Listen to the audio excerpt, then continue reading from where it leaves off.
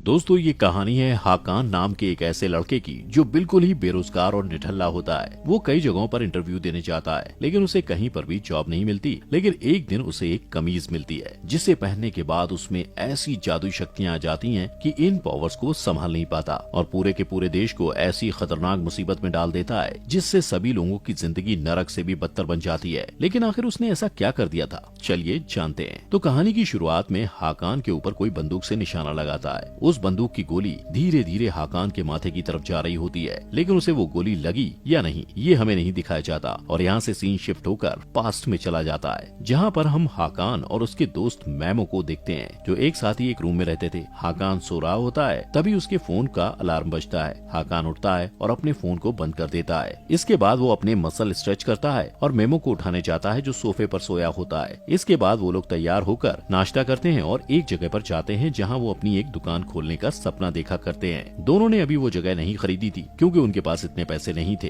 हाकान और मेमो उस दुकान के कांच के अंदर से झांकते हैं और बातें करते हैं कि वो अपने दुकान को कैसे डेकोरेट करेंगे। उसी वक्त मेमो देखता है कि उनके फ्यूचर की दुकान एक अरबपति बिजनेसमैन फैसल एडम की कंपनी कैवडेन होल्डिंग के ठीक बगल में है। इसके बाद हाकान अपने पिता नेसेट कोलमार्क से मिलने के लिए जाता है। रास्ते में उसकी मुलाकात अपने पड़ोसियों और दोस्तों से भी होती है। वो सड़क के किनारे के बाजार में भागते हुए दिखता है और कई बाजारों, सड़कों और कोनों की दुकानों से होते हुए गुजरता है। इस बीच रास्ते में उसे एक औरत मिलती है, जिसका नाम टरकोन था। वो लोगों का भविष्य बताती है और हरकान से कहती है कि जल्द ही उसका भविष्य बदलने वाला है, जहाँ वो कुछ बड़ा और कुछ अलग करने वाला है। लेकिन हाकान वहाँ से चला जाता है, क्योंकि उसे किस्मत की बातों पर यकीन नहीं होता। हाकान अपने पिता के पास पहुँचता है। यहाँ उसे पता चलता है कि हाकान अनाथ है और नेसेट हाकान के पिता नहीं है, उन्होंने उसे गोद लिया था। हाकान अपने पिता से मिलता है, जो 600 साल पुरानी दुकान के मालिक थे और वो कुछ पुरानी और हाथों से बनी चीजें बेचते हैं। हाकान अपने पिता को अपनी एक दुकान खोलने के प्लान के बारे में बताता है, लेकिन नेसेट उसका मजाक उड़ाते हैं और उसके पहले के कामों के बारे में बताते हैं जो नाकामयाब हो चुके थे।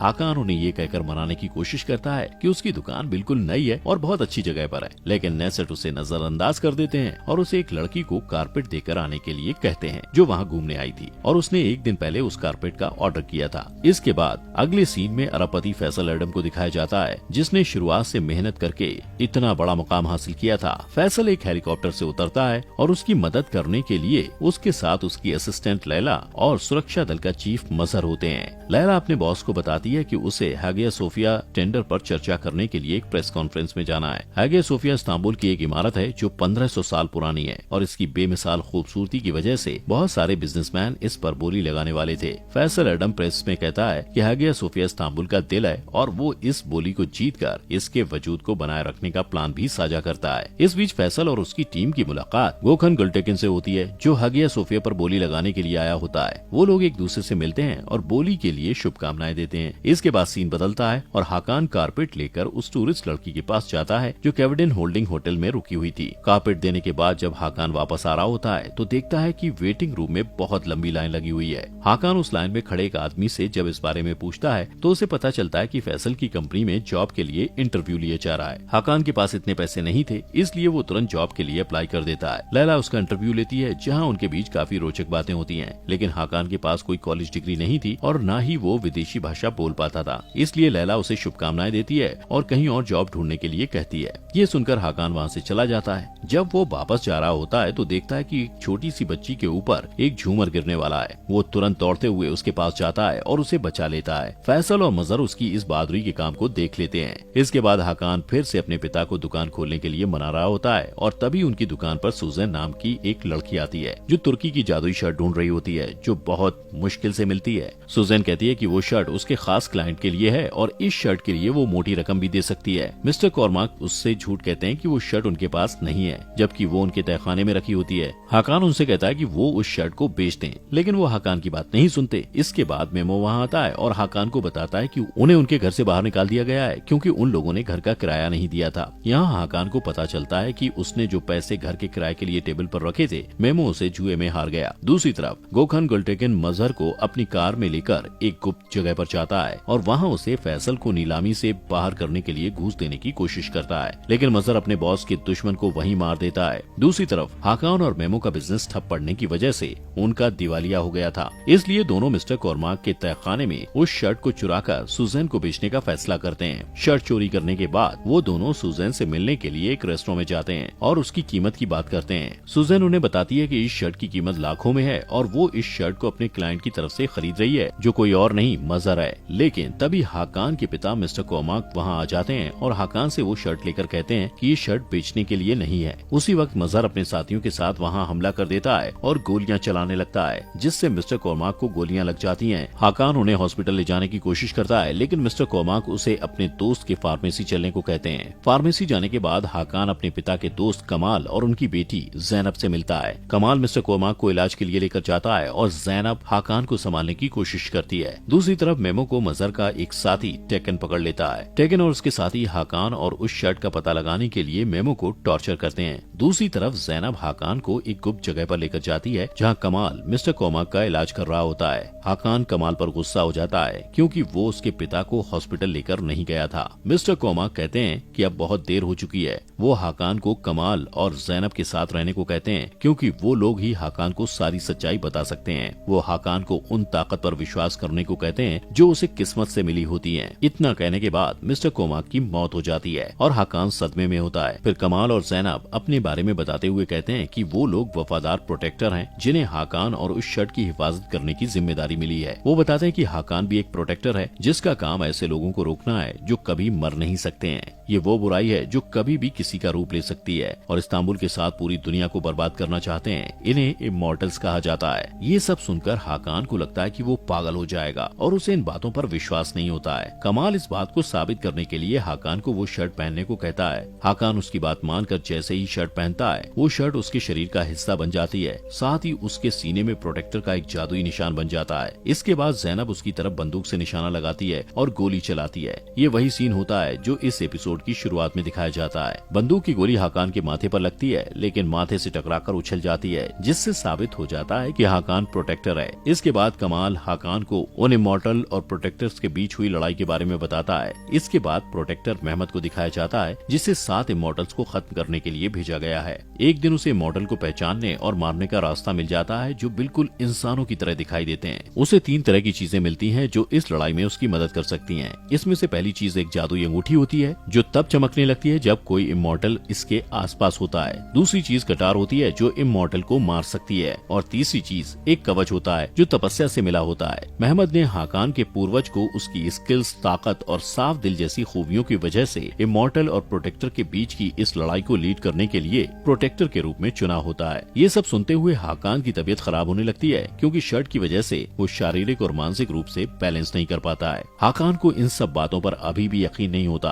और वो सोचता है कि कमाल और उसकी बेटी ने उसे किसी तरह का नशा दिया है। दूसरी तरफ टेकन और उसके साथी मेमो से हाकान और उस शर्ट के बारे में पता लगाने की कोशिश करते हैं। इधर कमाल और जैनब के यहाँ कमाल हाकान को लेकर परेशान होता है और कहता है कि हाकान बिल्कुल भी ट्रेंड नहीं है और इमॉर्टल लड़ने के लिए तैयार नहीं है, इसलिए वो हाकान को लड़ाई के लिए तैयार करने का फैसला लेता है। इस बीच हाकान उस जगह से भाग जाता है और वापस अपने अपार्टमेंट में आ जाता है, जहाँ उसे पता चलता है कि टेकन उसका पता लगाने के लिए आस पड़ोस में पूछताछ कर रहा है। वो घबरा जाता है और अपने कमरे में ये सोचकर जाता है कि मेमो वहाँ होगा, लेकिन उसे मेमो नहीं मिलता। उसी वक्त उसकी नजर एक अजीब से डिब्बे पर पड़ती है, जिसमें एक बंदूक के साथ एक तस्वीर होती है, जो 1989 के समय की ली गई थी। उस तस्वीर में कमाल, नेसेट और मुराद नाम का एक आदमी था। इस बीच जैनब हाकान को ढूंढते हुए वहाँ आती है और वो लोग बात कर रहे होते हैं। तभी टेकन हाकान को मेमो के फोन से मैसेज करता है और उसे सुल्तान अहमद स्क्वायर मिलने के लिए बुलाता है। हाकान को लगता है कि मेमो ने उसे मिलने बुलाया है, इसलिए वो जैनब के साथ उससे मिलने के लिए चला जाता है। दूसरी तरफ कमाल सुजैन से मिलने के लिए आता है, ताकि वो पता कर सके कि उसे वो शर्ट किसके लिए चाहिए थी। उसे लगता है कि सुजैन के जरिए वो इमॉर्टल का पता लगा सकता है, लेकिन तब तक बहुत देर हो चुकी होती है, क्योंकि मजहर ने आम आदमी बन के सुजैन को मार दिया था, क्योंकि उसे डर था सुजैन उसकी पहचान लोगों के सामने ला सकती है। दूसरी तरफ टेकन मेमो के जरिए हाकान को स्क्वायर तक लाने में कामयाब हो जाता है और मेमो को वहाँ चारे के रूप में इस्तेमाल करता है। जब हाकान मेमो को देखता है तब उसके पास जाने की कोशिश करता है, लेकिन तभी टेकन अपनी छुपी हुई जगह से हाकान के ऊपर 4 गोलियां चलाता है। लेकिन वो ये देखकर हैरान हो जाता है कि गोलियों से हाकान नहीं मरता। जैनब उसकी मदद करने के लिए आती है, क्योंकि लगातार गोलियां चलने की वजह से वो कमजोर हो जाता है। टेकन ये सारी बात अपने बॉस मजहर को बताता है, जो ये सब सुनकर बिल्कुल खुश नहीं होता। इसके बाद हाकान और जैनब कमाल की फार्मेसी की गुप्त जगह पर वापस आ जाते हैं। हाकान कमाल से उस तस्वीर के बारे में पूछता है जो उसे उसके पिता के बॉक्स से मिली थी।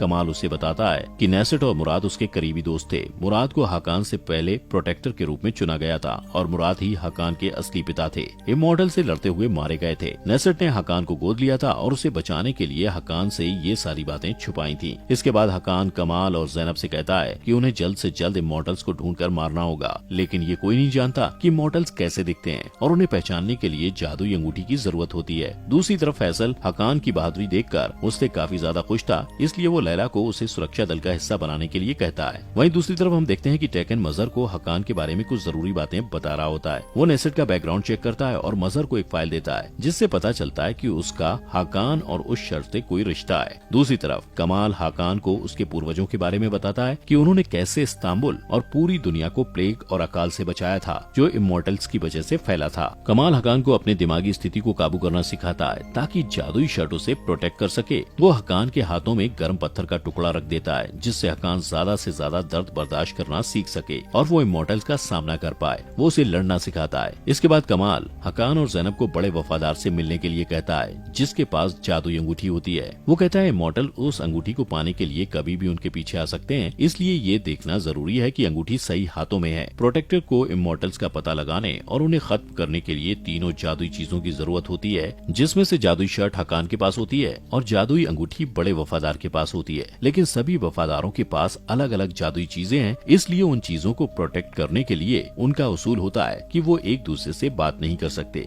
जब हकान और ज़ैनब बड़े वफादार से मिलने जाते हैं तो कमाल सूजन की मौत का पता लगाने के लिए हॉस्पिटल जाता है और वहाँ के एक कर्मचारी से बरामदे का सीसीटीवी फुटेज मांगता है। दूसरी तरफ मजहर फैसल से इस बात को लेकर नाराज होता है कि वो बिना उसकी सलाह के नए सुरक्षा कर्मी को काम पर रखने की कोशिश कर रहा है। फैसल उसे यकीन दिलाता है कि वो उसकी जगह कभी भी नए सुरक्षा कर्मी मतलब हकान को नहीं देगा। वो उसे हागिया सोफिया कॉन्ट्रैक्ट की जीत की खुशी मनाने को कहता है। फैसल इस बात से अनजान होता है कि उसकी ये जीत इसलिए हुई क्योंकि मजहर ने गोकन को मार दिया था। दूसरी तरफ हकान और ज़ैनब बड़े वफादार से मिलने उसके पते पर जाते हैं और सुनसान से घर पर पहुँचते हैं। जब वो लोग घर के अंदर जाते हैं तो उन्हें एक आदमी मिलता है जो खुद को बड़े वफादार का बेटा बताता है। उसका नाम खान होता है। वो हकान और ज़ैनब को बताता है कि उसकी माँ एक कमरे में बंद है, उसकी मानसिक स्थिति ठीक नहीं है और मॉनिटर की मदद से उस पर नजर रखी जाती है। वो ये भी कहता है कि 7 साल पहले उनके साथ एक हादसा हुआ था, जिसकी वजह से वो किसी से बात नहीं करती है। खान दोनों को अपनी माँ के कमरे में लेकर जाता है और खुद दूसरे कमरे में चला जाता है, जहाँ से मॉनिटर की मदद से